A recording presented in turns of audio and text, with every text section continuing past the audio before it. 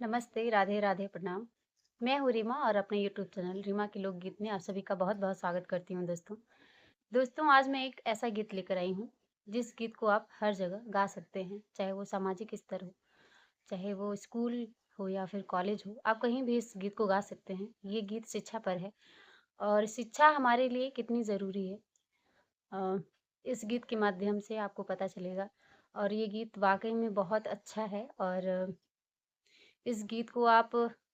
अपने बच्चे को भी सिखा सकते हैं, चाहे वो दीदी हो, चाहे भैया हो। तो आप सभी से रिक्वेस्ट है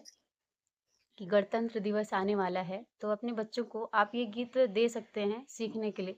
ताकि वो इस गीत को सीख करके स्कूल या फिर कॉलेज में होता है ना स्वतंत्रता दिवस या फिर गणतंत्र दिवस मनाया जाता है, तो उसमें कार्यक्रम होते हैं, तो उसमें सभी लोग भागीदारी लेते हैं अपनी-अपनी, तो कुछ बच्चों को पसंद होता है गाना गाना, तो आप सभी इस गीत को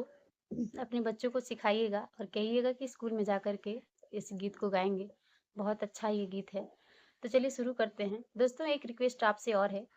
कि आप सभी गाना सुनिएगा और अच्छा लगेगा तो सिर्फ़ एक आपसे मदद चाहिए कि मेरे चैनल को आप सभी लाइक कर दीजिएगा और पहली बार आए हैं और चाहते हैं कि मैं आप सभी के लिए अच्छा-अच्छा गीत लेकर आऊँ, तो आप सभी मेरे चैनल को सब्सक्राइब कर लीजिएगा और चाहते हैं कि और लोग भी सुनें, तो अपने घर के बच्चों को साथ ही साथ और जो दूसरे के बच्चे हैं या फिर आपकी रिश्तेदारी में भी बच्चे होंगे, तो आप इस गीत को शेयर कर दीजिएगा ताकि वो सब बच्चे भी सीख कर के अपने स्कूल या फिर कॉलेज में इस गीत को गा सकें। तो चलिए शुरू करते हैं। अनपढ़ भाई बहिनी अनपढ़ भाई बहिनी दे द तू ध्यान हो कि तबीयई में भरल बाटे अनपढ़ भाई बहिनी अनपढ़ भाई बहिनी दे द तू ध्यान हो कि तबीयई में भरल बाटे सगरो जहान हो कि तबीयई में भरल बाटे सगरो जहान हो के तबीयई में भरल बाटे अनपढ़ भाई बहिनी अनपढ़ भाई बहिनी दे द तू ध्यान हो के तबीयई में भरल बाटे सगरो जहान हो के तबीयई में भरल बाटे विद्या से बढ़ी जाला आँख के रोशनिया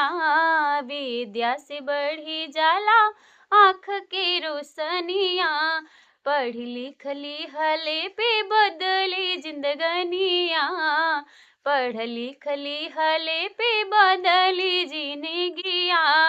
करी ना कचहरी में करी ना कचहरी में कोई परेशान हो कि तबीयई में भरल बाटे सगरो जहान हो कि तबीयई में भरल बाटे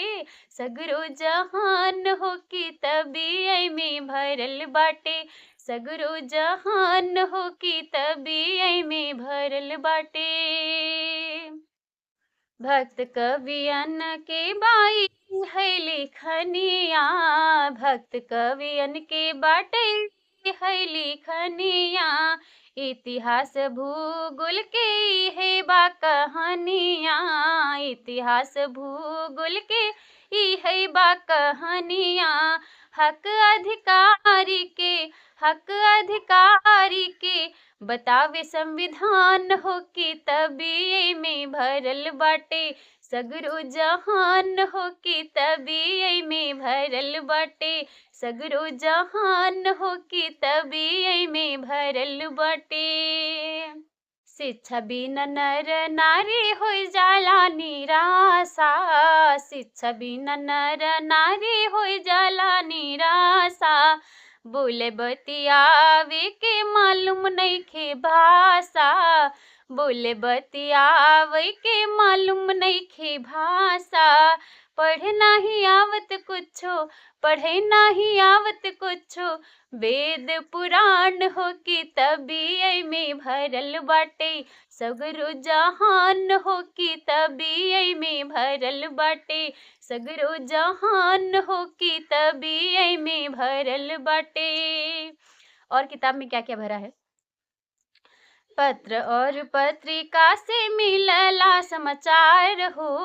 पत्र और पत्रिका से मिलला समाचार हो। रोज रोज योजना के बनावई सरकार हो, रोज रोज योजना के बनावई सरकार हो। मास्टर इंजीनियर बनके, मास्टर इंजीनियर बनके बनी है विज्ञान हो कि तबीयई में भरल बाटे सगरो जहान हो कि तबीयई में भरल बाटे सगरो जहान हो कि तबीयई में भरल बाटे। अनपढ़ भाई बहिनी, अनपढ़ भाई बहिनी दे दे तू ध्यान हो कि तबीयई में भरल बाटे सगरो जहान हो कि तबीयई में भरल बाटे सगरो जहान हो कि तबीयई में भरल बाटे।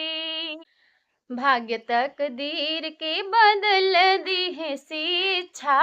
भाग्य तकदीर के बदल दी शिक्षा, भाग्य तकदीर के बदल दी शिक्षा। कोई के विकार नाही नाही मिली किसा, कोई के विकार नाही नाही मिली किसा। अनहोनी काम के बतावे विज्ञान हो कि तबीयई में भरल बाटे सगरो जहान हो कि तबीयई में भरल बाटे सगरो जहान हो कि तबीयई में भरल बाटे। शिक्षा अपना के आपन प्रगति बढ़ाव, शिक्षा अपना के आपन प्रगति बढ़ाव, शिक्षा अपना के आपन प्रगति बढ़ावा। बेटा बेटी दूनहु के खूब पढ़ावा, बेटा बेटी दूनहु के खूब पढ़ावा। बिना शिक्षा के रही, बिना शिक्षा के रही हुई है अनजान हो कि तबीयई में भरल बाटे सगरो जहान हो कि तबीयई में भरल बाटे सगरो जहान हो कि तबीयई में भरल बाटे सगरो जहान हो कि तबीयई में भरल बाटे हो कि तबीयई में भरल बाटे सगरो जहान हो कि तबीयई में भरल बाटे। बहुत बहुत धन्यवाद दोस्तों। अगर आप सभी को अच्छा लगा हुआ तो आप सभी लाइक कर दीजिएगा। तो आप सभी से अब विदा लेते हैं और आप सभी से अब मुलाकात होगी अगले वीडियो में। तब तक के लिए बाय, प्रणाम, राधे राधे।